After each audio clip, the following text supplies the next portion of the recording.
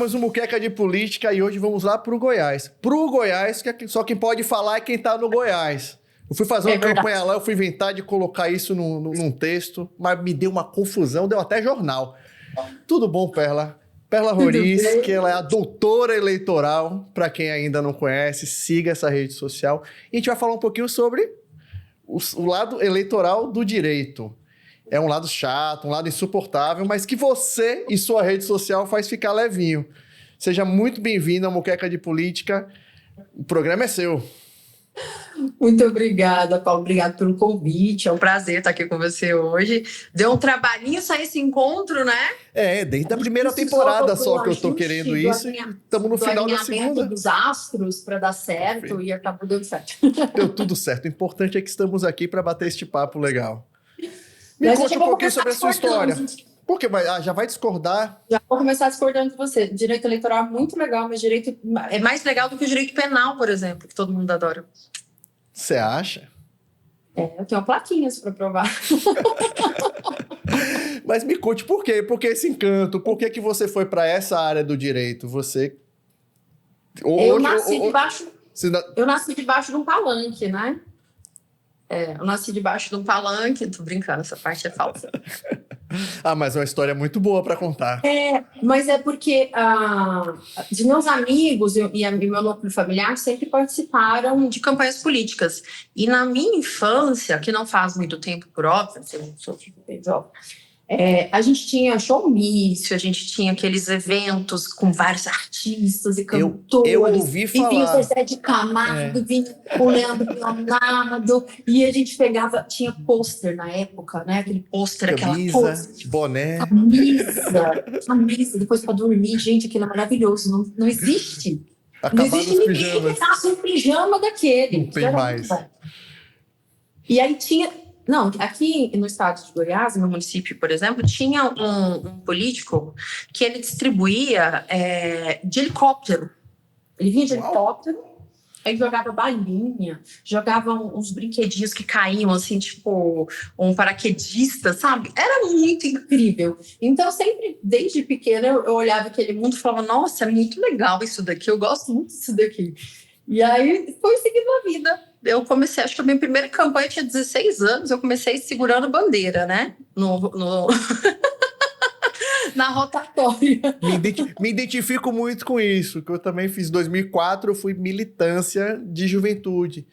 Mas essa questão de campanha, ela vai envolvendo de fato a gente. Mas assim, aí você foi estudar direito, mas você já foi estudar direito já querendo o eleitoral ou não?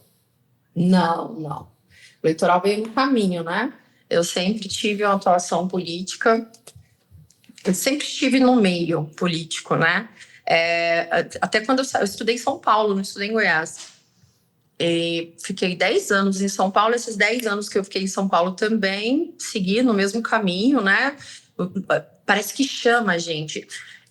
As campanhas eleitorais, elas são viciantes, na verdade, né? Eu acho que dificilmente você encontra pessoas que de fato consigam cumprir a promessa de que essa é a última. Mas toda eleição, a gente termina a eleição falando isso. Essa é a última eleição, isso é praxe.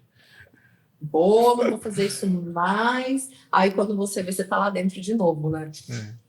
Então, sempre foi assim. E depois da faculdade, acho que no último ano de faculdade, eu decidi fazer especialização em Direito Eleitoral.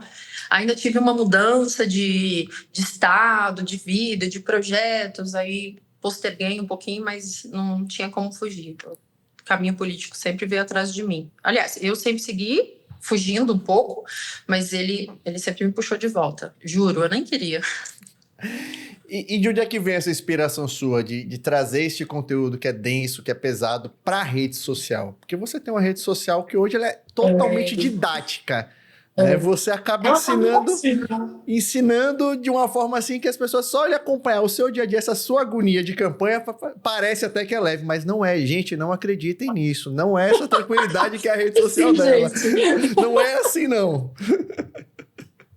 É sim, a gente fica um ano sem dormir, no outro a gente dorme. Gente, primeiro ponto, isso é mentira, tá? Que o eleitoralista, a galera da comunicação só trabalha em ano eleitoral, trabalha um ano sim, folga no outro ano, isso é mentira, tá? Não existe isso. Mas deixa eles acreditarem que é melhor. É lenda popular. Deixa eles acreditarem. Vem, tá faltando gente. Na verdade, falta gente qualificada no mercado mesmo. Falta gente qualificada, né? Porque no direito, assim como no marketing também tem muito isso, pessoal aventureiro, o cara trabalha como uma outra especialização, mas chega na eleição, o cara entra no processo eleitoral porque vai ganhar um dinheirinho a mais. Existe isso também no direito? Como na comunicação. Eu tô chocada de saber que existe na comunicação. Tem demais, cara. Eu tenho um caso de um motorista que era fotógrafo e segurança e editor de vídeo. Pra poder fazer uma mais. Esse cara é bom, né? A gente só brinca assim que o risco que tinha era na hora de pegar a máquina fotográfica e ele sacar a arma. Aí ia ser um negócio meio estranho. Mas ainda bem deu tudo certo lá e ele tá sobrevivo. Tem no direito muito, né? Porque se a gente for pegar para fazer um cálculo mesmo de ganho com o direito eleitoral, dentro da atuação, muitos profissionais acabam não conseguindo se manter no mercado. Então, assim, tem muita gente que vem pro eleitoral, fala, pô, salário é legal, gosto disso aqui, vou trabalhar com isso daqui. Só que não é um tipo de advocacia que você vai ter cliente batendo na sua porta todo dia, por exemplo, como na previdenciária, como na criminal, concorda? Por exemplo, aí no meu município eu tenho 21 vereadores, um prefeito, um vice, acabou, né? E outras pessoas que querem ser candidatas. Mas aqui, gente se aposentando, eu tenho 500, 600 por dia, eu tenho 50 presos, você entende? Então, até porque você está no estado de Goiás, aí bandido vai preso mesmo, né? E bandido cai mesmo, filho. Pode confiar no caiado, viu? Eu passei 8 meses na eleição passada aí, eu sei muito bem o que é isso aí. Eu acho que como é que ele fala? Bandido aqui, e ele fala no Goiás. Se cria. No Goiás, bandido não se cria. Eu vi um vídeo esses dias que a mulher estava sendo presa dizendo, é verdade, aqui no Goiás, bandido não se cria. A mulher sendo presa, algemada e falando isso. Eu fiz, nossa, o pessoal lá entendeu mesmo, internalizou mesmo o processo. Como é que legal porque, essa questão. É diferente você fazer a política. O pessoal fala muito, e eu quando eu fui para Goiás entendi.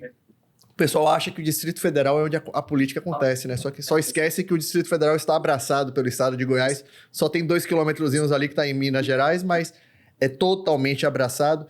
E Goiás, de fato, ferve a política. A política, de fato, acontece. Não é aquela política São Paulo, Minas Gerais, que é o denso e pesa, mas a política em Goiás ela é muito diferente, ela é muito, muito, muito estranha. E assim, e como é que é para você, mulher, dentro desse estado? Aí você vai me entender, porque assim, pelas qualitativas que eu participei aí, é um estado muito machista, muito conservador. E como é que é para você viver nesse ambiente e crescer e ser referência nesse ambiente?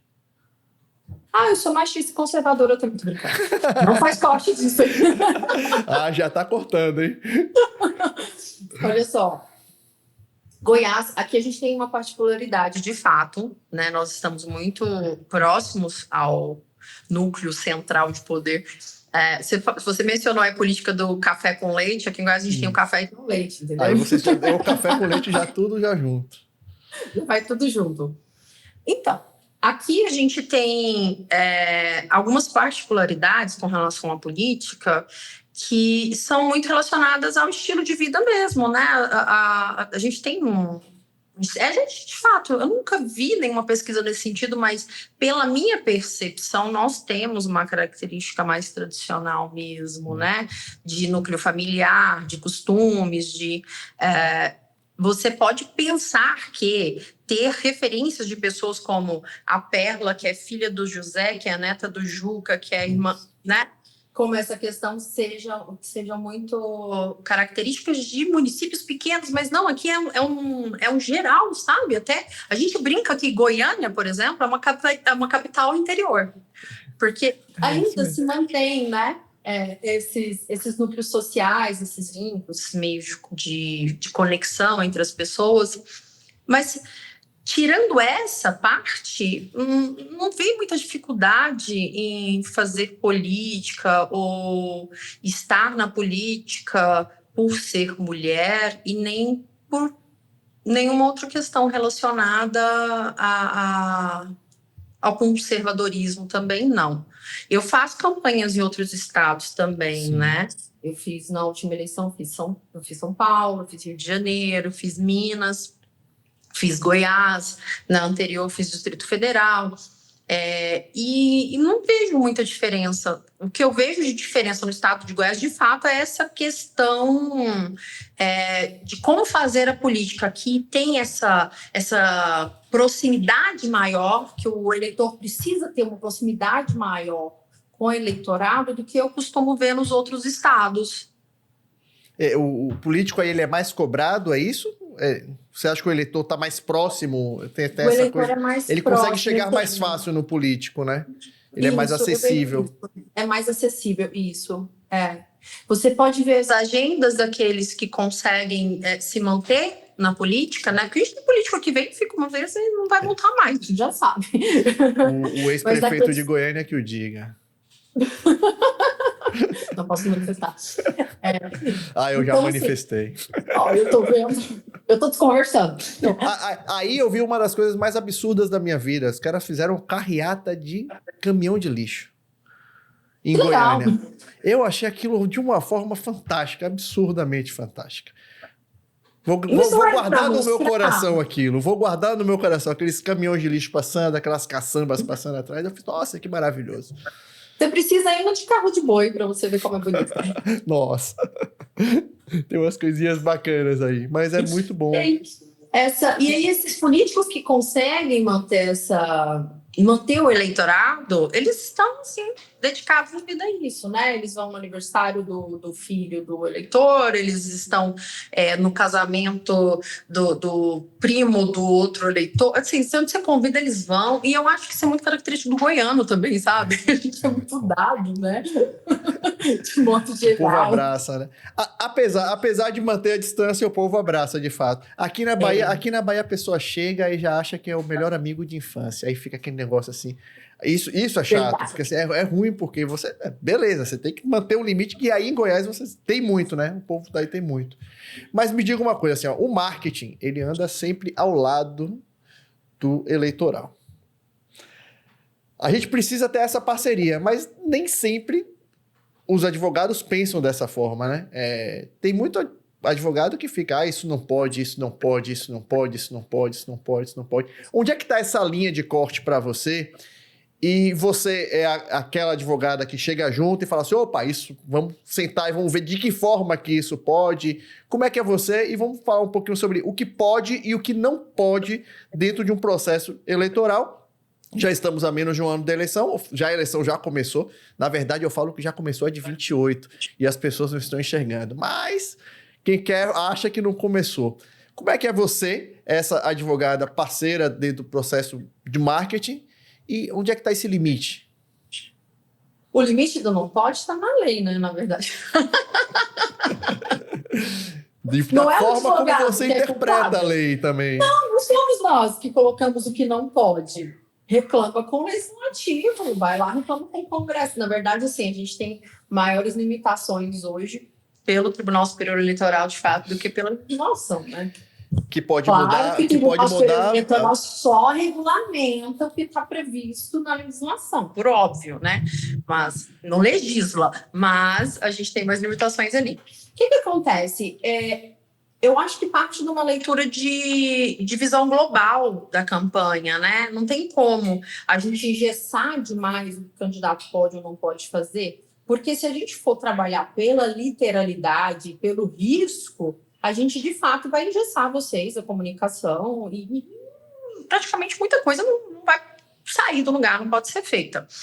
Mas eu trabalho muito com o cálculo do risco necessário e do custo-benefício, entende? Então, se você chega para mim e me apresenta um projeto para a campanha, fala, olha, eu estou com esse projeto, a gente vai começar na pré-campanha atuando aqui desse modo, eu vou falar, olha, você vai ter limitação com impulsionamento aqui nesse ponto, você vai ter tanto que você vai ter que controlar aqui, para esse tipo de arte você vai ter que colocar a metragem aqui, então não pode suprimir o nome do vice. Faça a leitura dos conteúdos que vão ser divulgados, porque hoje o que leva muito dinheiro em campanha é rede social, né? E não é só... a gente não está falando de investimento, tá? A gente está falando de multa. Multa, o que gasta depois. Depois que a gente está falando. Porque, às vezes, é uma questão de leitura mesmo. E eu sempre penso, na maioria das vezes eu até acerto, que você consegue construir e passar qualquer informação se você tiver inteligência na construção do texto, do roteiro. Porque muitas vezes o que vai te trazer do ilícito para o lícito é o modo como você passa a informação. E eu não estou falando de controle de narrativa, tá? Por exemplo, algo que gera hoje um prejuízo imenso, que pode até caçar mandatos, é o impulsionamento de propaganda negativa. E, Paulo, o que é propaganda negativa? Qual que é o conceito de propaganda negativa? Você entende a subjetividade disso? Porque é muito fácil pensar que propaganda negativa é só falar mal do coleguinha, né? Falar mal do meu opositor. E não é. Hoje a gente tem uma leitura mais ampla disso. Então, a depender de como você coloca a informação, você não vai estar infringindo a norma. Então, eu não posso vir e falar que o João, que é o meu concorrente, é um canalha. Desculpa, pode falar palavrão aqui? Pode. Até então, o YouTube nunca cortou a gente. Pode falar. Bom, eu vou tentar ser leve, agora né? cá pra nós, canalha não é palavrão. Mas é porque, não sei. Eu pensei em algo mais pesado, mas eu fui por aí, vou seguir por essa linha. Tá bom. Então, assim, eu não posso vir falar que ele é um canalha, enfim, né? Denegrir a imagem dele diretamente, mas eu posso vir criticar a gestão, eu posso vir criticar os projetos, eu não vou estar infringindo a norma, certo? Então, é muito uma questão de construção textual, na minha opinião. E é o mesmo que a gente tem hoje para publicidade institucional, por exemplo. Isso. Né? As limitações que a gente tem hoje da publicidade institucional estão na construção textual. E até bem para o marketing, assim, às vezes você não precisa dizer que o candidato adversário é canalha, você só precisa dizer que o seu candidato é honesto, e você só precisa contrapor. Então você leva o lado positivo que vai contrapor ele, você não está dizendo que o cara é um canalha, você está dizendo, pô, o cara de lá é mulherengo, eu mostro o cara com a esposa, a família, eu estou dizendo, não vou dizer que o cara de lá não cuida bem da família. Pelo menos não vai dizer também na rede social e ainda impulsionar, né? Não, faz favor. Aí é... Então, essas questões estão mais relacionadas hoje, na minha opinião, dessa união entre o marketing e o jurídico das campanhas, com essa análise textual mesmo, de conteúdo mesmo, porque da forma, com exceção das pessoas que querem colocar aí outdoor na porta do comitê, né, Paulo? Eu conheci uma pessoa que faz isso. Mas deixa eu lhe falar. É um risco calculado. Essa questão que eu te falei no off lá no começo, é fato. Eu acho que assim, eu fiz, na verdade, aquilo dali era o backdrop do palco da inauguração do meu comitê. As pessoas que entenderam que era a fachada do comitê, entendeu, doutora? Assim, a gente precisa só defender dessa forma. Não, a defesa a gente arruma, não se preocupa. Desde que a imprensa dê a notícia e mostre aquela foto bonita daquela fachada bonita, tá tudo resolvido. Vale a pena pagar a multa. É mais barato que placa de odor. Eu achei genial, O que acontece? A gente tem uma liberdade maior para trabalhar com a propaganda com relação a esse custo-benefício, de fato. Por óbvio que o certo é seguir as regras, porque as regras existem para que a gente tenha paridade de armas, né? E, inclusive, tem alguns movimentos processuais no sentido de buscar imputar abuso de poder econômico pela recorrência de multas eleitorais, tá? Então, ainda tem perigo de perder o mandato, ainda que seja só por propaganda. Mas a gente tem essa análise que, na minha percepção, a gente consegue reverter e converter e colocar tudo dentro da legalidade, trabalhando em conjunto. análise do contexto, a forma não é discutível, né? A forma tem que ser seguida. Agora, o conteúdo é o que vai fazer uma grande diferença no resultado final de um saldo positivo ou negativo de imputação de multas eleitorais. A importância de bons profissionais, né? Não vai acontecer muito nessa eleição próxima, mas na eleição municipal, que aconteceu no ano passado, você tem muita diferença de cidades. Às vezes o juiz da região ele interpreta de uma forma, um juiz de outro interpreta... Até estados que você faz estados diferentes, que a gente acaba trabalhando assim. Então, às vezes você, numa campanha, é mais leve, é mais tranquilo você fazer, e a outra você de forma nenhuma, porque o juiz jamais aceitaria isso. Como é que é para você? Porque assim, além de ser a mesma lei, a mesma regra, ela pode funcionar diferente depender da cidade. Você sabe que a gente tem uma dificuldade dentro das eleições municipais? Porque, infelizmente, hoje no Brasil, nós não temos juízes eleitorais e nem promotores que ficam à disposição da justiça eleitoral de carreira, né? Isso. A gente tem ali para as outras áreas especializadas do direito, mas para o direito eleitoral, para a justiça eleitoral, não tem. Então, o juiz que vem fazer vai julgar aqui na minha zona aquela eleição, ele está ali para aquela eleição, ele vai cumprir ali um determinado tempo, depois ele volta para a justiça comum. Aliás, ele cumula, né, as duas atividades simultaneamente. E isso faz com que a gente não tenha, e eu não estou criticando os juízes de um modo geral, tá? Sim. Mas é que o direito eleitoral ele é muito dinâmico. Para você conseguir atuar de modo eficiente dentro do direito eleitoral, você tem que assistir todos os julgamentos do Tribunal Superior Eleitoral. Ainda que você não assista, leia os resumos, né? Tem o próprio site agora do TSE, salvo engano, disponibiliza lá uns resumos do que está sendo julgado naquele dia, junto com as atas. Então, é muito dinâmico, isso muda com muita facilidade, é muito rápido. E quando você pega alguns magistrados que não estão tão disponíveis assim ao estudo, né, da matéria, você tem de fato dificuldade para atuação no âmbito municipal. E isso gera muito prejuízo para as campanhas. Nas eleições de 2024, por exemplo, nós fizemos uma majoritária no Rio de Janeiro, na capital, e fiz em Goiás também majoritárias. A gente tinha a mesma situação de fato com relação às fake news, por exemplo. Sim. Em que aqui no estado de Goiás a gente conseguia tirar de circulação com maior facilidade e lá a gente não conseguia. Era o mesmo contexto, mesmo claro. Isso, Sim. mesmo contexto. E a gente sabe o quanto você, principalmente, né, que cuida do marketing, sabe o quanto é lesivo uma matéria falsa ou um conteúdo dissimulado, simulado, criado, construído, recortado, colado para fazer parecer criar alguma coisa, circulando durante a campanha, porque é muito curto de tempo de campanha. Um dia de uma informação falsa circulando em caráter negativo para a minha candidatura é lesivo, é prejuízo na urna. Um link faz um estrago danado em qualquer campanha. Basta um link. Eu não vou conseguir alcançar aquelas pessoas de novo para elas verem a informação certa. Não adianta depois colocar nota de esclarecimento. Não resolve. Então, eu preciso tirar de circulação, porque enquanto estiver em circulação, o prejuízo está aumentando. Concorda? Exato. Então, a gente teve muito isso na campanha do Rio de Janeiro, dificuldade de retirar alguns conteúdos, e tinha mais facilidade aqui. E a mesma questão, a mesma norma, a mesma interpretação, deveria ser, pelo menos, da justiça eleitoral, né, de cima para baixo, né, no Tribunal Superior Eleitoral, ainda que sejam tribunais regionais eleitorais diferentes, de um estado para o outro. Mas, de fato, não é muito simples. A gente torce muito e trabalha muito, inclusive, né, enquanto acadêmicos do direito, para a aprovação do Código Eleitoral, para a gente ter ali um único texto, uma única norma, uma única regra que vá ditar todas as questões que nós temos hoje aí, que nós acompanhamos aí gerando tanto debate em todos os estados. Enfim, nós não, para quem não sabe, a gente tem um código eleitoral, mas a nossa legislação eleitoral, ela é assim, ela É um livrinho desse tamanho.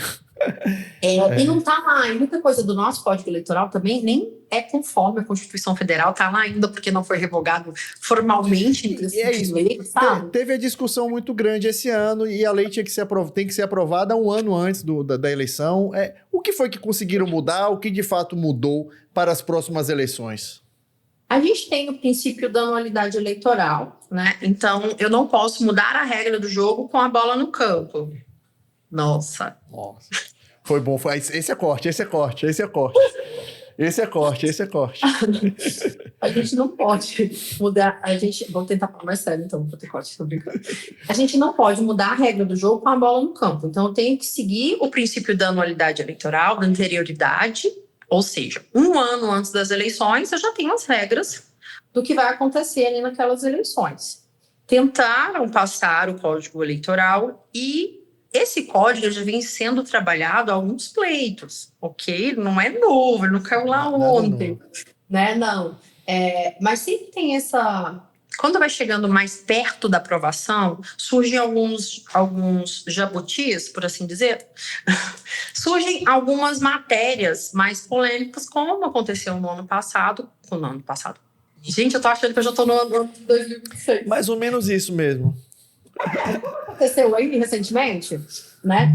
Em outubro, com o voto impresso, unificação das eleições, extensão de mandato, fim das reeleições, né? Mas nada disso passou, ok? Nada disso passou para as eleições do próximo ano. Praticamente teremos as mesmas regras. E a questão da inteligência artificial? Porque as pessoas estão usando muito inteligência artificial e eu até sou da narrativa ao contrário. Estão usando tanto que eu acho que a autenticidade, a coisa natural, vai ser o que vai versar a próxima eleição. Exatamente por conta disso, porque você vai ter o mecanizado, aquele robótico, e a coisa leve e natural. Então, quanto mais natural, mais simples, eu acho que vai falar melhor com o eleitor, né? Porque está muito assim... Qual é a regra? O que pode ser usado a inteligência artificial? De que forma que isso pode ser feito na próxima eleição? A inteligência artificial, ela traz para a gente uma luz para uma dificuldade que nós temos na prática das campanhas das eleições no Brasil, que é o quê? A política evolui, o modo de fazer campanha evolui, a tecnologia evolui, mas a legislação não consegue acompanhar. Então, hoje, nós temos leis que regulem isso dentro do âmbito eleitoral? Sim, dizer diretamente, não, nós não temos. Há uma omissão. Mas, em se tratando de matéria de propaganda, o Tribunal Superior Eleitoral faz o quê? Ele regulamenta. Né? Se eu já tenho uma lei que prevê ali quais são as regras, os princípios, os limites da propaganda, o Tribunal Superior Eleitoral vem e regulamenta via resolução. Que nós tivemos para as eleições passadas. E por que eu me refiro às eleições passadas? Porque para as eleições de 2026, nós ainda teremos resoluções publicadas, nós ainda não temos, ok? Para todas as eleições, nós temos novas resoluções. Sim. Desde 2019, nós temos as resoluções permanentes enquanto numeração e eixo central. Mas ela vem sendo atualizada em todas as eleições. O Tribunal Superior Eleitoral se reúne, ouve a sociedade, faz audiências públicas, escuta os advogados, os partidos, os políticos, os eleitores, todos os partícipes do processo eleitoral e edita essas resoluções, né? Traz essas alterações para essas que já são permanentes de 2019. Então, nas eleições passadas, nós já tivemos regulação e regulamentação do uso da inteligência artificial. O que ficou estabelecido? A gente tem que informar que está usando inteligência artificial quando estiver divulgando a propaganda que faz uso, né? A gente teve alguns exemplos de multa, alguns não, muitos, inclusive. Acho que todo mundo que foi representado foi multado, com relação ao uso da inteligência artificial sem informar o eleitor que está sendo utilizada a inteligência artificial. E a gente já tinha ali uma limitação com relação a essa geração de efeitos, né, de trucagem, de efeitos que gerem ali aquele impulso emocional no eleitor. A gente já tem algumas limitações neste sentido, mas especificamente com relação ao uso da inteligência artificial hoje, eu tenho o quê? Se eu for usar, eu tenho que informar que eu estou usando. A lei fala muito sobre manipulação da imagem, né? Não inteligência artificial. Se você usa inteligência artificial para manipular a imagem, aí cai na mesma interpretação, é isso? Sim, se eu vou fazer alteração, se eu estou usando inteligência artificial, eu preciso informar que eu estou usando, ok? Independente, se fizer bem, se fizer mal, tem que informar. Exato, eu tenho que informar que eu estou utilizando e vou fazer isso como eu já faço lá, com patrocinado de propaganda política, com informativo de propaganda política. Se eu vou trazer informação em algum ponto ali, né, de preferência no vídeo, que tem o uso de inteligência artificial nos termos da resolução tal, do artigo tal, que agora eu não lembro o nome. No número é 23.610 a resolução, mas o artigo eu não me recordo.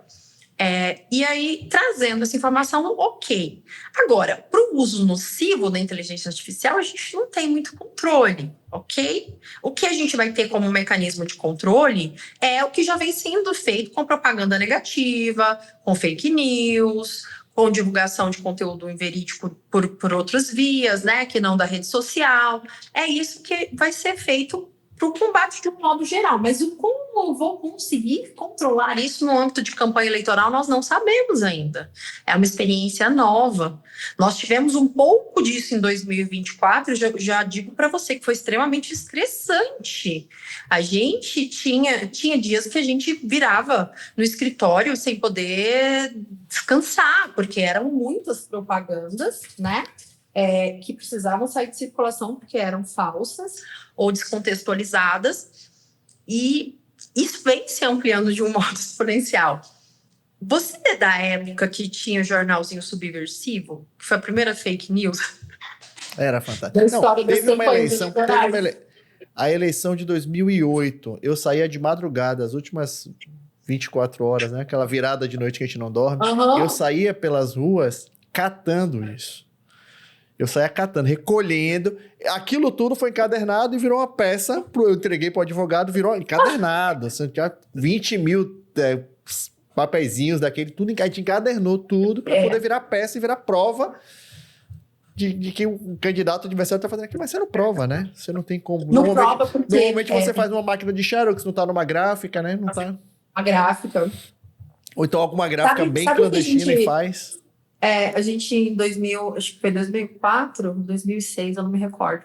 Acho que foi 2004, não, acho que foi 2006. Enfim, não faz diferença para vocês. A gente cercava as gráficas. A gente sabia onde estavam as gráficas ali na região, era época de São Paulo, na Grande São Paulo. A gente sabia onde estavam as gráficas que estavam trabalhando para o candidato. Perfeito. E aí a gente voltava, o pessoal ficava um carro na porta de cada gráfica, acompanhando quem estava entrando, quem estava saindo. Um serviço assim terrível mesmo, porque lá em 2004, acho que foi 2004, a gente perdeu uma campanha assim, com a viradinha do jornal Subversivo. O que eu fiz uma certa feita foi... Eu cheguei na gráfica, que era que eu soube que o adversário estava fazendo, e falei assim, ó, eu faço toda a minha campanha de vereador com você, desde que a prova do adversário venha para mim antes de você imprimir. E assim foi fechado, e graças a Deus deu tudo certo, e eu tinha acesso aos panfletinhos antes deles saírem.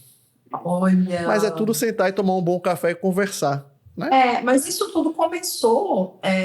Então, assim, a gente tem a fake news hoje porque é tão lesiva, porque ela já vem sendo construída desde o papel, né? E agora você tem a questão dos sites, dos blogs, das redes sociais falsas. Não só... Você não está falando de papel hoje, a pessoa faz um perfil no Instagram e faz isso. A partir de 2008, aqueles blogspots, aquelas campanhas explodiram de blogspot que só via denunciando. Mas você sabe qual a dificuldade maior que a gente tem hoje? Por exemplo, se eu pegar e fizer uma matéria falsa e colocar aqui Estadão de São Paulo, eu consigo comprovar com muita facilidade que aquela matéria é falsa. Você concorda? Sim, sim. Beleza? Então, tá aqui. Compartilhei aqui um post. Estadão de São Paulo. João roubou 2 milhões da prefeitura X, ok? Eu consigo provar que aquilo é falso. Por quê? Porque o Estadão tá ali, eu consigo verificar, ele tem comunicação com aquela... Enfim, eu consigo provar que aquilo é falso com maior facilidade. Qual que é a dificuldade que nós temos hoje? Eu tenho um blog que não é falso. É o blog da Muqueca, ok? Isso. Pego o blog da Muqueca e lá eu vou colocar um conteúdo descontextualizado. Certo? Certíssimo. Exemplo, que inclusive eu tive nessa última eleição. Prefeito fulano de tal aprova projeto de lei de isenção para empresa da família. O projeto de lei foi aprovado? Foi. Isenta a família? Não, isenta todas as pessoas do segmento. Inclusive a empresa da família. Tem 800 empresários que são beneficiados, porque aquilo é bom para o município, porque eu vou estar trazendo, né? Vou estar trazendo construtoras para o município, então é bom ter essa isenção eu acho que era uma isenção de 2 anos de IPTU se o imóvel não tivesse edificado, olha só, se o imóvel não tivesse edificado, para dar tempo da construtora construir e depois vender, e aí sim pagaria os valores. Então é um projeto que é aplicado em vários municípios, que é benéfico para os municípios, porque atrai investimento, é incentivo. Mas aí o candidato tinha um parente que tinha uma construtora. Você está entendendo a complexidade disso? Para eu provar que isso é descontextualizado, olha isso. Só mexeu no detalhe, mas não mentiu. Não mentiu. Mas não, ele só fez um descontexto. Ele não aprovou a lei para beneficiar a família. Até porque ele aprovou a lei e beneficiou também a família dele, entendi. Uma empresa da família. Então tem essa descontextualização que ela é mais pesada e que você tem dificuldade para comprovar que tem intenção eleitoral na manipulação daquela informação. Essa, por exemplo, eu tirei do ar. Conseguiu tirar essa do ar. Consegui. Mas isso foi Goiás, então. Se fosse no Rio, não tirava. Se fosse no Rio, você não tirava. Tirei do ar, imputei multa e ainda consegui uma condenação por litigação de má-fé. Pro site. Você é muito perversa. Não sou. Eu sou justa. Você só faz a lei acontecer, né? Tá certo. Sou justa. E o que acontece? Não, mas no Rio a gente tinha uma campanha muito pesada no Rio de Janeiro. Porque a descontextualização, ela era muito subliminar, ou era de fato aquela coisa pesada, esdrúxula, e aí a gente conseguia tirar com facilidade. Sim. Ok? Então, essa que era, assim, absurda. Por exemplo, a gente teve algumas propagandas do nosso candidato sendo manipulado por marionete pelo governador do estado. Sim. Então, assim, é muito nítido que aquilo é vexatório, que aquilo é abusivo, que aquilo é propaganda negativa. Não há... Ainda é uma montagem, né? Ainda é aquela questão que fala caricatura, né? Ainda chama de caricatura que você não pode fazer. Então, assim, aí é muito nítido, a gente tem mais facilidade. Agora, essas questões que eu preciso entrar no mérito para comprovar, porque aí eu tive que ir pegar e pesquisar quais são as empresas que são cadastradas, selecionar todas as empresas, demonstrar que a documentação que estava sendo anexada nos autos era falsa, porque tinha documento falso lá no meio, dessas propagandas, que eles iam lançando imagens, né? A gente gosta de lançar imagens lá, né? Joga documento, joga outro. Esse print, ele é eterno, né? Você pode até tirar a matéria do ar, mas se a pessoa tiver o print ali, isso vai rodar em WhatsApp, que você não tem controle hoje. Como é que funciona isso? Como é que você mensura isso nas suas defesas, na sua peça? Porque a pessoa pode botar a matéria no site, printou e dispara. A gente busca quem disparou. A raiz. Não só a raiz, o compartilhamento também, em grupos. Quem compartilhou, não acaba na eleição. E segue. E não acaba na eleição. Acaba a eleição, a gente entra na justiça comum. Vai pagar indenizatório e vai responder ação criminal. Para cada pessoa que fez. Para cada pessoa. Individualizando cada um, não um grupo. Cada um. Uhum. Perverso. Não façam. É perva, meu apelido. Não façam campanha contra esta moça. Não façam. Não é perversa, não. Mas eu tenho apelido de perva mesmo, eu peguei na penúltima eleição. Era perva. Era perva. Mas o que acontece? O WhatsApp, eu tenho uma área de segurança de atuação. Sim. Né? Porque é um ambiente privado, até então a Justiça Eleitoral tem entendido que dentro do grupo do WhatsApp é como se eu estivesse sentado na mesa de boteco com os meus amigos. Sim. Eu posso conversar, eu posso manifestar, eu posso pedir voto, eu posso fazer o que eu quiser ali dentro. Sim. Se eu estou num grupo fechado no WhatsApp, é equivalente a estar sentado numa mesa de boteco conversando com os meus amigos.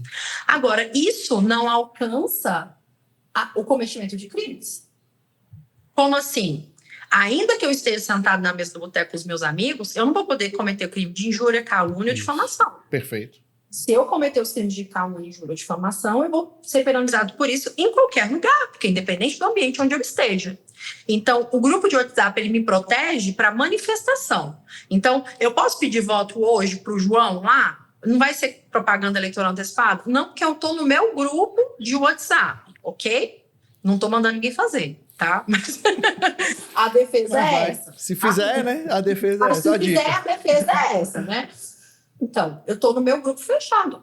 Legal. Agora, eu posso cometer um crime ali dentro e o grupo vai me proteger? Não, essa é a leitura da Justiça Eleitoral. Então, as pessoas que pegam esses conteúdos falsos, descontextualizados e compartilham nos grupos de WhatsApp, isso chega até nós, chega até o jurídico das campanhas, ainda que após, nós processamos. Processamos pedindo indenização, né, pela lesão à imagem que foi causada, e também criminalmente, se tiver ali a calúnia, injúria ou difamação, que geralmente tem.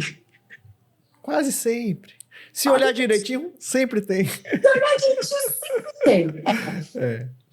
Mas assim... Legal. Gente, como é que isso pode não ser legal? Como é que a pessoa tem coragem de falar que o direito eleitoral não é legal? Não tem, é muito legal isso. É que você se diverte fazendo, essa é a grande diferença. Assim, eu sou defensor total de uma campanha contínua. Não existe, para mim, o político, a hora que ele deixa de ter um bom advogado acompanhando, a hora que ele deixa de ter uma boa equipe de marketing acompanhando, né, um bom escritório de advocacia acompanhando ele de fato mergulha. E muitos políticos, infelizmente, vivem assim, né? Eles só procuram o profissional na época da eleição. E quando, de fato, precisa numa crise, numa gestão de imagem, alguma coisa mais densa. Mas hoje, tipo assim, tem gente que fala, não, eu não posso fazer nada porque vai configurar antecipado, é isso, é aquilo. Como é que você pode dar dica, assim, para quem é do marketing, para o público que nos assiste, assim, de como você pode manter este candidato ativo, se comunicando, falando e fazendo, e, de fato, não está infringindo essa regra? Porque, por exemplo, eu recebi agora mensagenzinha de Natal. Aí um pré-candidato queria mandar a mensagem já dizendo, eu sou pré-candidato a tal. Cara, manda a mensagenzinha dizendo que é você e família que está desejando essas boas festas, né? Até porque, na minha cabeça, tá, o que eu enxergo, tipo assim, se é informativo é uma coisa. Agora, é uma publicidade que você vai fazer de forma ou não, você dando aquela mensagem de Natal.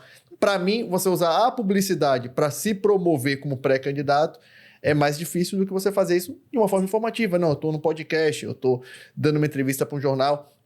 Se colocar ou ser colocado como pré-candidato, para mim, tá? Você pode me dizer, não, você está errado. Então, se você for com o meu candidato adversário, eu vou voltar para semear e você nem tem registro.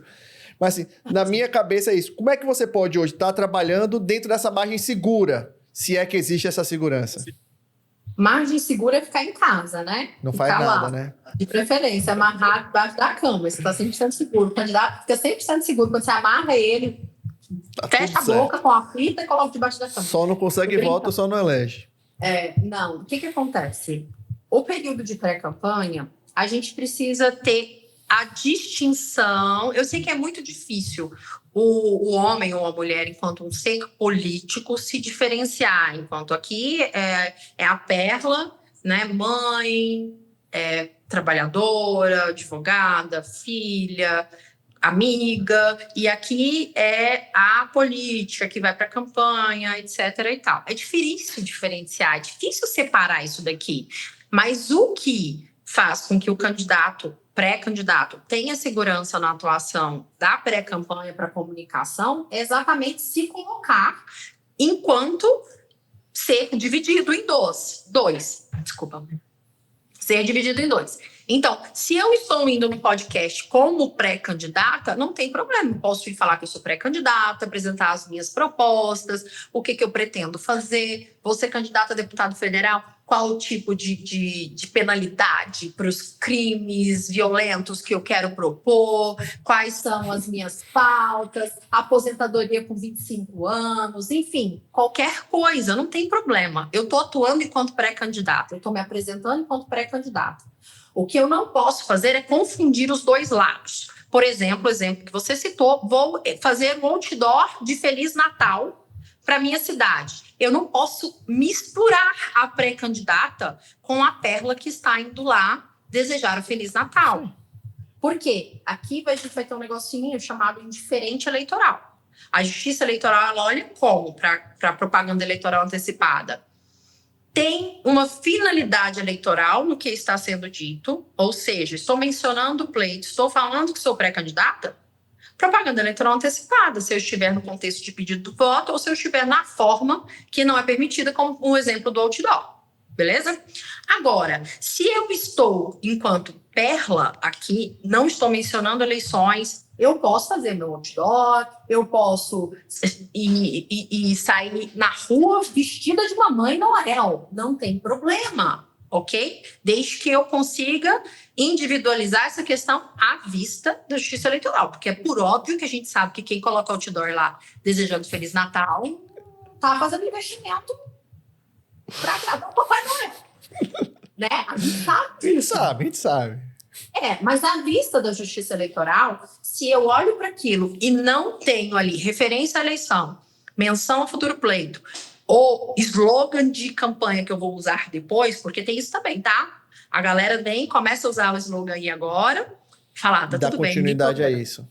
Me tá olhando. Aí vai lá na campanha e mete lá. Aí a gente já produziu prova aqui, meu amigo. Vai lá, ó, e pergunta. Propaganda eleitoral antecipada. Virou o dia, começou a eleição lá, meados de agosto, você já muda exatamente a identidade visual. Se puder, muda um pouquinho do tom das cores. Se puder, muda. Se puder, não. Tem que mudar. Não muda tudo, porque também esse trabalho interior vai ser exatamente. Né? Mas você tem um padrão a seguir, mas você tem que mudar, né? Tem que mostrar que mudou, né? Pelo menos fazer de conta, né? Não repete slogan, não repete... a gente tinha uma questão da hashtag, eu não sei nem se isso é relevante ainda hoje. Me conta se é relevante o uso da hashtag. É muito pouco, mas pode configurar. Particularmente, não quebrei como tem uma hashtag na vida. Às vezes você faz essa busquinha, muito mais para você investigar alguma coisinha, é fácil. Mas eu acho que hoje, muito mais pela localização, você faz essa busca do que propriamente pela hashtag. Né? Eu acho que não tem muito isso, não. É uma coisa que hoje acho que vai cair em desuso. Tá caindo já, né? Eu acho que já caiu. Mas que gerou multa. Gerou multa. Porque usava mesmo, porque usa o slogan, usava né? mesma. Então, pra cidade tal ficar feliz, pra cidade tal ficar melhor. Essa é clássica. Então, é importante que você tenha essa leitura de não estou antecipando o pedido de voto, né? Não estou... Conto com você nas eleições de 2026. Não estou antecipando, tá? Sim. Não, nesse caso está antecipando, tá, gente? Não pode dizer que conta, não. Não posso dizer que conta, não. Então, essa questão é que é mais relevante na pré-campanha.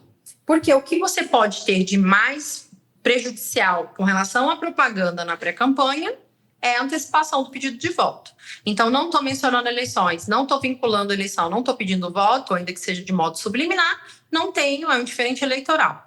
Outro risco gigantesco para as eleições e aconteceu de pré-campanha é o uso abusivo de recursos financeiros, vinculação de ações sociais, ainda que sejam financiadas pelo poder público, as privadas também. A gente não pode, né, ter ações sociais de instituições que são vinculadas a pré-candidatos que depois pretendam ser candidatos em ano eleitoral sendo executadas. Então, essas questões que tornam o mandato de um modo mais fácil são mais perigosas. Mas com relação à propaganda, a imputação de multa é a maior gravidade, né, no período de pré-campanha, e essa diferenciação entre o que é a pessoa de fato. Então, para ser indiferente eleitoral, não vou mencionar campanha, não vou mencionar pleito, não vou colocar nenhum ano de preferência, a não ser que eu esteja desejando feliz ano novo, né? E essa polêmica do prefeito que faz o collab com com o perfil da prefeitura, o secretário que faz a collab com o perfil da secretaria. Como é que você enxerga isso e de que forma que isso está sendo tratado? Isso virou uma bagunça, né? A gente teve uma decisão do STJ nesse ano, e o que a decisão tratava basicamente? Vou contar o caso aqui rapidinho. A gente tem tempo? Porque eu falo muito, se você não tomar cuidado, Temos, você até... a gente já está quase terminando, mas a gente tem tempo. Dá tempo, né? Tem. O que aconteceu? O Dória, lembra, prefeito de São Paulo? O Dória fez um programa municipal de asfalto e ele fez a vinculação desse programa. Ele gastou com a publicização desse programa de um modo muito extraordinário, assim, acho que, não me lembro o percentual, mas foi praticamente a metade do que se gastou com asfalto, ele gastou com publicidade institucional. É o Dória, né? Sendo Né? Dória. E aí também isso virou marca de campanha na candidatura dele, enfim. Isso foi acionado, salvo engano, pelo Ministério Público, não tenho certeza se foi algum opositor ou pelo Ministério Público, mas de todo modo, isso virou uma ação civil pública e o objetivo era a imputação ali da improbidade administrativa, né? Sim. Por quê? Porque ele usou, em tese, ele usou indevidamente dos recursos públicos destinados à publicidade e propaganda institucional para se promover politicamente. Eu não posso fazer isso já é uma regra constitucional, certo? A publicidade institucional ela tem finalidade prevista na Constituição, que é informar, educar informar e educar, não me lembro qual é o outro, mas é isso. Trazer esclarecimento para a sociedade, para o município. E aí, quando eu violo esse objetivo, eu corro o risco de estar incidindo na violação da impessoalidade, que é o quê? Atos públicos não são vinculados a agentes públicos, certo? É o governo do estado que faz o asfalto, não é o governador. É o poder municipal, que seja a prefeitura, mesmo sendo prédio, a prefeitura que traz a creche, não é o prefeito. Então, essa vinculação da imagem do agente público com a atividade pública, ela sempre foi improbidade administrativa. E aí teve uma discussão em cima disso, porque nós tivemos uma alteração na lei de improbidade administrativa. Antes, violação de princípio constitucional já caracterizava improbidade. Mas agora a gente continua tendo essa improbidade, mas em outro dispositivo legal. Então era uma questão processual que estava sendo discutida ali nessa decisão do STJ. Não era sobre caracterizar ou não. O que aconteceu neste caso específico? Ingressaram com a ação, o juízo olhou e falou, não caracteriza improbidade administrativa, porque tivemos alteração da legislação, já não vou nem analisar, não vou nem julgar. E isso foi objeto de recurso, chegou até o STJ, o STJ falou, não, calma, volta e julga, volta e analisa. Porque pode sim ter improbidade administrativa aqui, mas não foi dito em momento algum que fazer collab, que ter o uso da imagem do prefeito na propaganda institucional seria improbidade administrativa. Isso não está em nenhum local da decisão. O que foi feito pelo STJ foi volta e analisa, porque pode ter sim. E de fato pode, porque sempre pode. E continua podendo. Então, a gente tem alteração nesse sentido. Eu não tenho lei específica que veda o uso do prefeito de aparecer na publicidade institucional. Não tenho. O que eu tenho, e tanto com relação ao collab também, o que eu tenho hoje com relação ao collab é entendimento de alguns tribunais de contas. Porque eu estou falando de recurso público, ok? Sim. Alguns tribunais de contas que entendem e vedam, ok? Mas eu não tenho legislação específica vedando isso. Aí vai dar a interpretação. Se eu tiver ali a personalização da atividade pública por um agente público, por óbvio, eu tenho improbidade administrativa, estou violando a Constituição, estou violando ali o princípio da impessoalidade. Agora, se eu não tenho, se ainda que seja o prefeito que está vindo aqui fazer a informação, trazer informação, ainda que seja pela via da collab, que ele esteja vindo aqui trazer a informação que atenda os requisitos para que aquela publicidade seja institucional, ou seja, eu estou informando, eu estou esclarecendo, eu estou atendendo o objetivo da comunicação institucional, não vejo ilícito. Entende? Perfeito.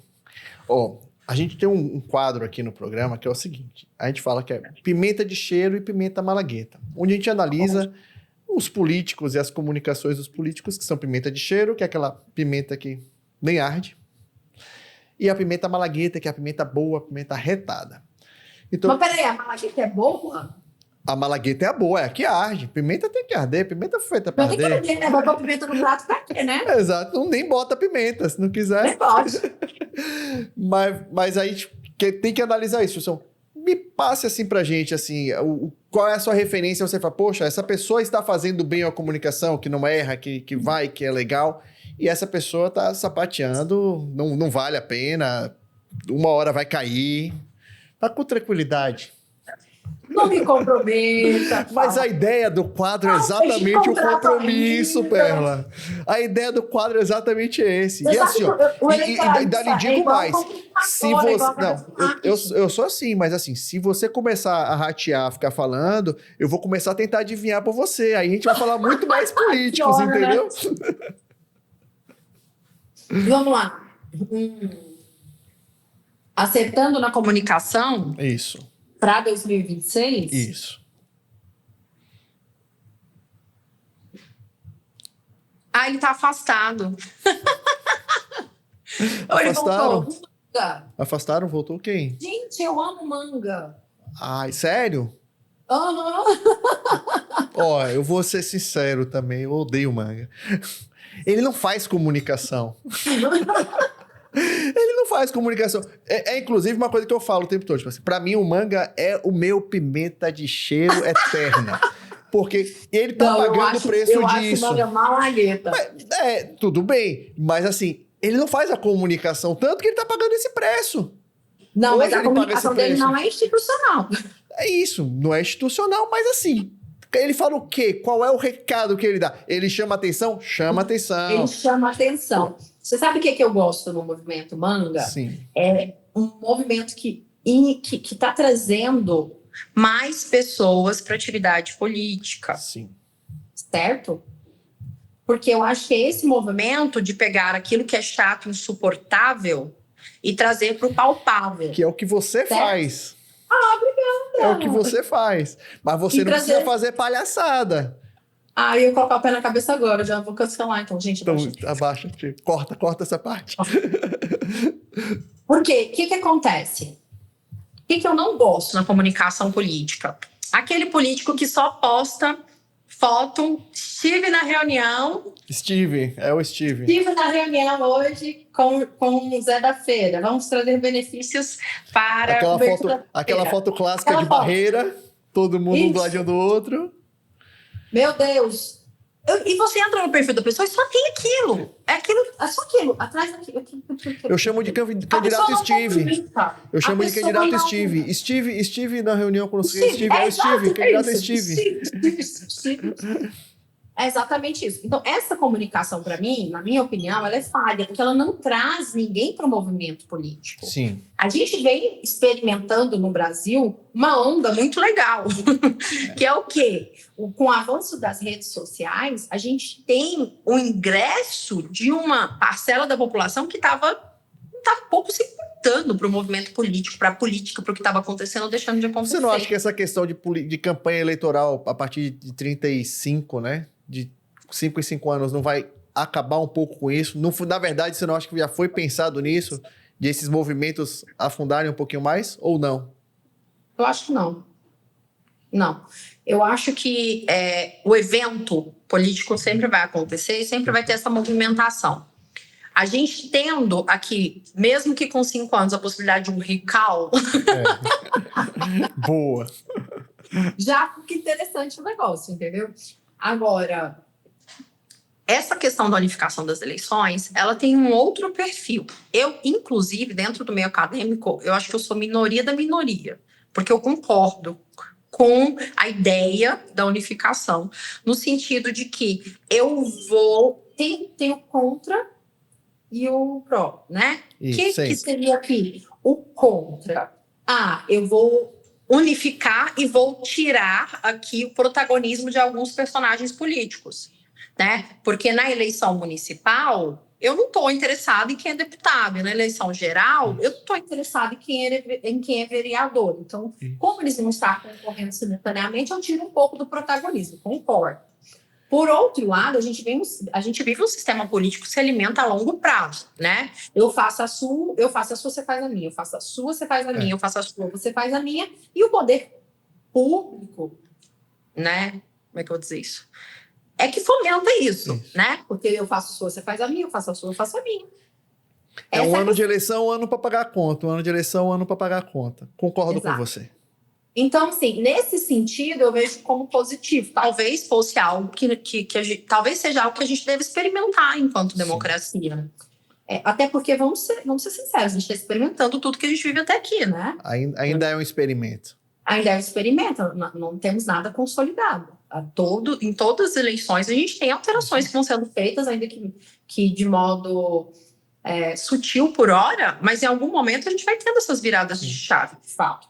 E eu não sou contra a reeleição, mas eu acho que talvez não seja o caminho melhor para a nossa evolução enquanto sociedade neste momento.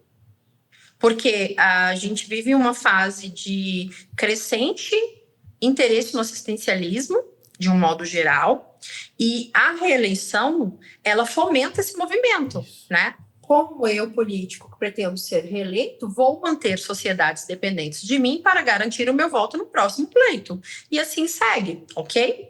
Né? Então, quando eu saio desse espectro e coloco cada um ali para ter que fazer sua própria campanha simultaneamente, o jogo muda. Isso, total. O jogo vai mudar completamente. Então, por este lado, eu vejo como positivo. Agora, de fato, protagonismo vai ser dividido, não tem como falar que não há prejuízo nesse aspecto, porque vai existir sim. Maravilha. E agora a nossa pimenta de cheiro, que você tentou fugir, correu, escanteou. Eu quero saber que ruim. Já que você gosta do manga, apesar de eu discordar de você também. Mas calma que tem explicação.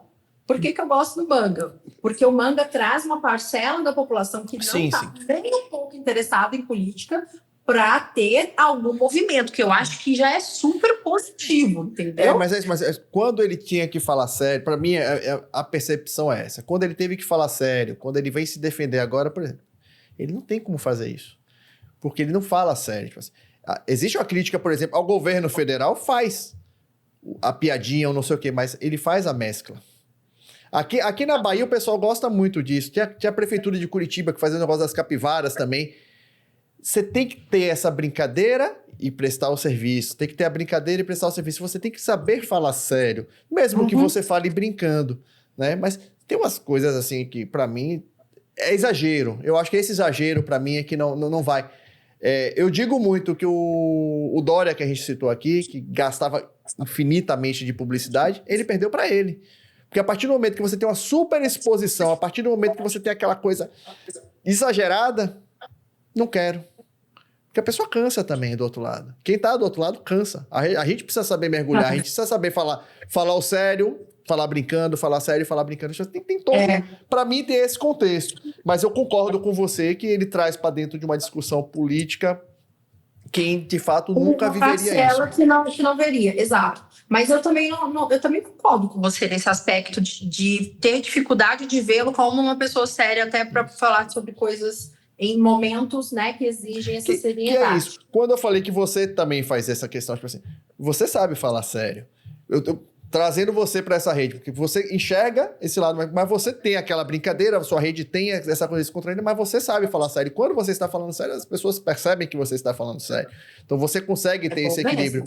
Exato, porque você... Eu brinco que quem gosta de fazer meme, quem gosta de brincar isso, é como você andar em corda bamba, né? Porque qualquer deslizezinho, qualquer vírgulazinha mal colocada é problema. É problema. Agora, pimenta de cheiro. Pimenta de cheiro. Vamos falar mal de alguém. Pablo Marçal, né? Marçal nasceu com a cadeirada, tadinho. Eu gosto muito do Pablo como coach. Tenho todos os livros que ele não fez. Quando eu falo que eu gosto do Pablo Marçal, as pessoas olham pra mim assim. Sério, então vou bater palma pra você. Vou bater palma pra você, então. Palmas para você. Já que você gosta dele. Eu eu gosto dele. Assim, tem aquela pegada assim de. Não, ele tem umas sacadas que só ele mesmo, né? Né? Não, isso é verdade. Mas aquela história, eu digo muito, né? Que nem Mas pagode. Eu não gosto de tá. pagode, mas tem quem goste. Então, assim, o cara tá lá, tem plateia, massa, legal. Eu não posso não ser a plateia dele, mas ele é um cara que, de fato, tem plateia. Eu vou dizer que não tem? Tem plateia. Não. Então, gente, que gostos controvertidos que eu tenho, né? São uns caras. Mas é interessante, muito, muito interessante. Você gosta do Marçal, mas a forma como ele trata a rede, faz a política. Né? Como ele trata a rede. Eu gosto do Pablo Marçal, empresário, empreendedor, ok?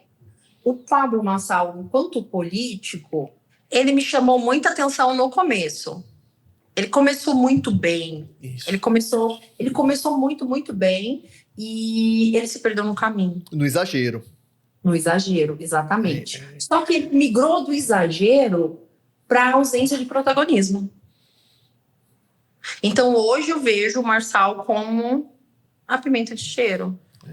Pra mim, não vejo projeção política para ele. Eu não sei nem se ele existiu. Você falou muito que ele nasceu na cadeirada. Para mim, eu vejo o inverso. Ele morreu na cadeirada, porque ali ele mostrou...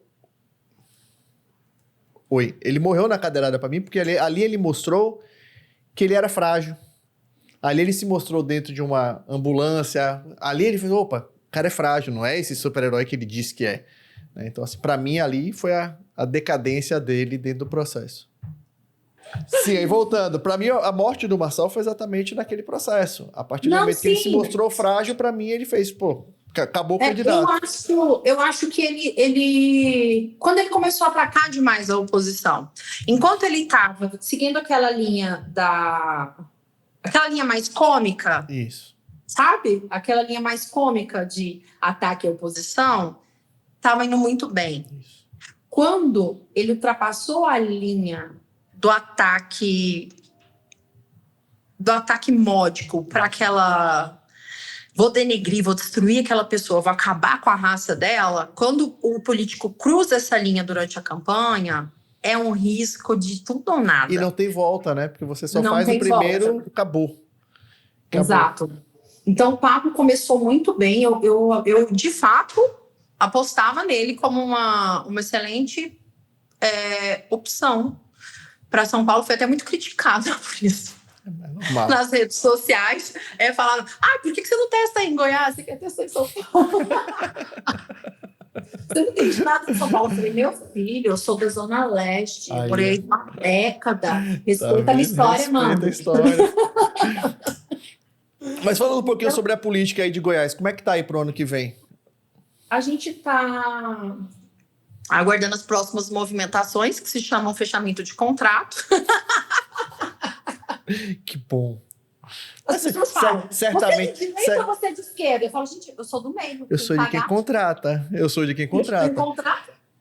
Para mim, para nossa sorte, porque de fato a gente acaba tendo que entender os dois lados, e acho que trabalhar com política é muito isso. A gente tem que deixar, na verdade, essa questão do coração, do que a gente pensa, da nossa ideologia. Difícil, né? É muito difícil. É muito difícil. Na verdade, eu consigo aceitar isso mais do que os políticos, né? Porque tem muito político que, para político de esquerda, eu sou de direita, para político de direita, eu sou de esquerda. Mas assim... você sabe que eu sempre aconselho quem está chegando mais recentemente, falar, me dá um conselho. Eu sempre falo, não se mova pela paixão. Na política não dá para se mover pela paixão. Porque hoje, você que vai trabalhar para um candidato, estou falando para quem vai trabalhar para candidato, não para quem é político. Mas você vai trabalhar com o candidato X, e o candidato X odeia o candidato Y. Se você comprar essa briga e for odiar o candidato Y, primeiro que você vai atrapalhar a campanha dele aqui. Porque quem se move pela paixão não tem raciocínio, inteligência e estratégia, concorda? Exato. Não é impossível. Primeiro você vai prejudicar o seu candidato. E o segundo ponto é que, muito provavelmente, daqui 2 ou 3 eleições, ou quem sabe até na próxima, os dois estão juntos. Exato. Mas você não vai ser esquecido, ok? Você tá fora. Ele falou, faça parceria com você desde que aquele seu assessorzinho exato. jogou... E sempre tem isso. Sempre vai ter. Sempre vai ter.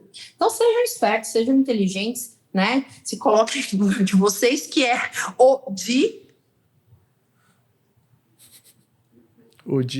Me ajuda aí a contar uma Eu palavra. pensei que o áudio tinha fechado, que tinha acabado de novo. Não foi. Foi o cérebro que travou a palavra e bateu aqui na ponta da língua. Por isso volta. De bom senso mesmo, né? E atue sempre com bom senso, porque quando você pode comprar a briga dos seus candidatos, é difícil não comprar, né?